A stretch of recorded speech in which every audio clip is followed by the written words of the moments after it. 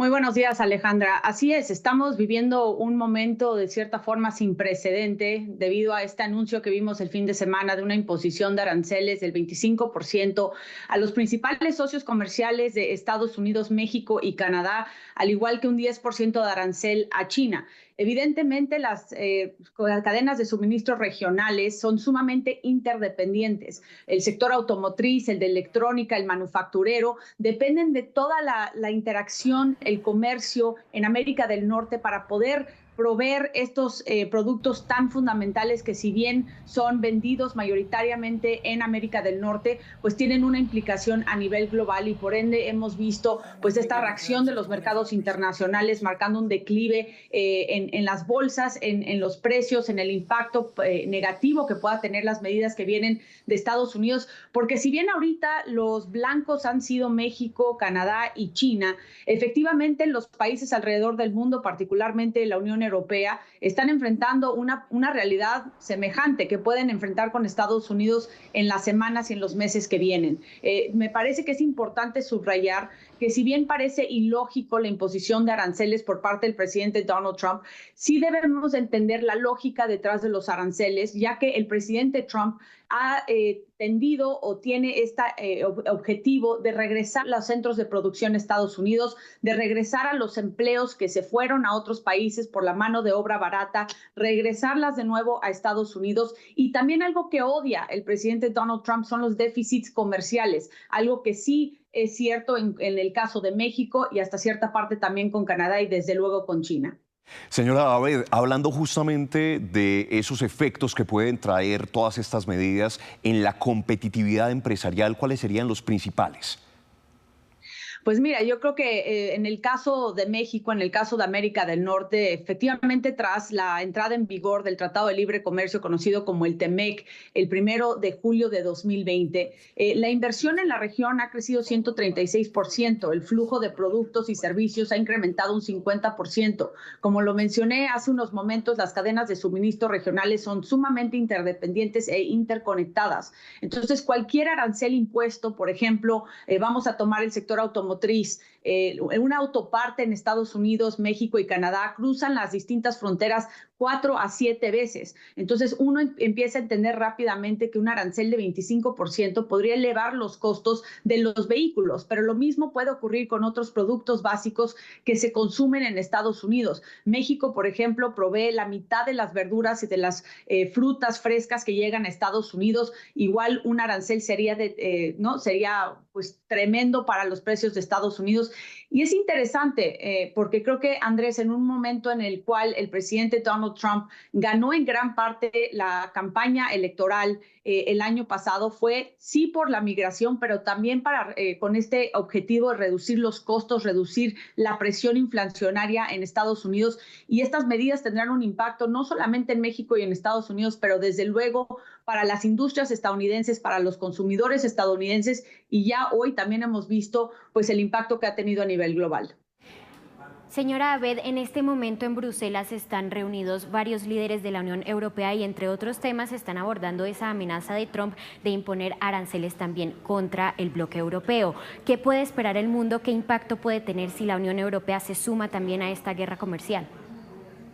Sí, es que es muy interesante. Están tomando como punto de lanza los casos de Canadá, México y China. El bloque europeo está enfrentando una realidad que hoy está aislada a América del Norte y a China, pero que bien podría convertirse en su propia realidad en las semanas y meses que vienen. Hemos visto cómo el bloque europeo también acaba de modernizar un tratado de libre comercio con México, está buscando otros socios comerciales que vayan más allá de Estados Unidos, porque si se vienen estos aranceles tendrán que diversificar sus mercados a nivel internacional. Ahora, cabe mencionar y subrayar que, irónicamente, los aranceles que impone Donald Trump a sus aliados y a China es en gran medida para contrarrestar, para competir en contra de su primer rival internacional, que es China. Pero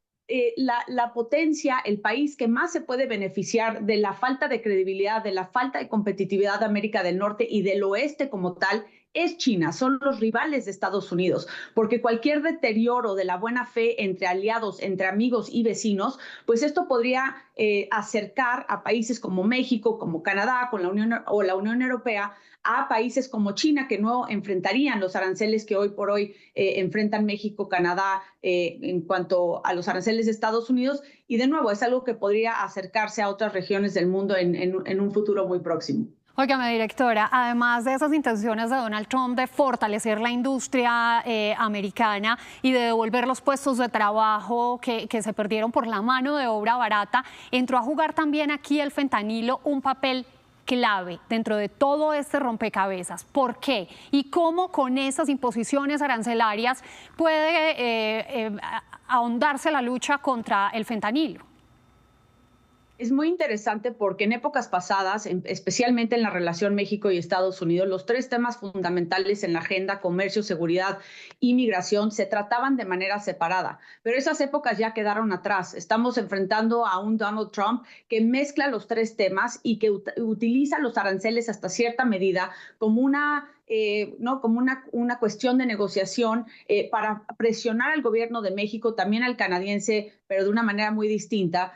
para que pueda frenar la producción, la distribución de fentanilo, que ha causado una crisis de salud pública en Estados Unidos con más de 100,000 muertes por sobredosis el año pasado, particularmente por los opioides sintéticos. Entonces, con el arancel, lo que intenta hacer el presidente Trump es presionar a México a que tome medidas mucho más agresivas en contra de los cárteles, que pueda ir en contra del fentanilo, que también aquí tiene un rol muy importante China, porque es el que manda los precursores químicos a México para que entonces se pueda producir el fentanilo en laboratorios clandestinos, y también la presión de migración. Estamos viendo, lo vimos, por ejemplo, ustedes lo saben, en el caso de Colombia, que el arancel estaba atado no directamente con la posibilidad de que un país de origen pueda absorber a los migrantes que están deportando de Estados Unidos. Entonces, sí es una medida de negociación, de presión, pero de nuevo, también hay una ideología económica importante detrás de los aranceles. Señora Abed, en medio de esta guerra de aranceles, economías como la colombiana u otras economías emergentes podrían sacar provecho en medio de esa situación. ¿Qué oportunidades podrían encontrar?